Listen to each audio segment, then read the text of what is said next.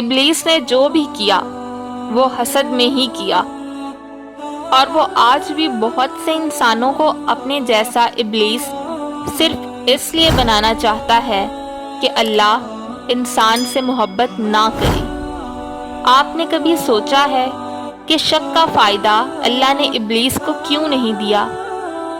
باوجود اس کے کہ اللہ سے بڑھ کر مہربان کوئی نہیں ہے۔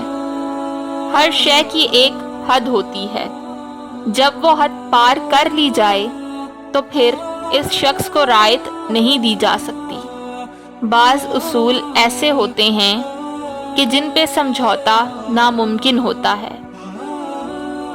اپنی زندگی میں ایسے اصول اپنائیں کہ اگر کوئی انہیں توڑے تو آپ اس ابلیس کو کوئی رعایت نہ دیں۔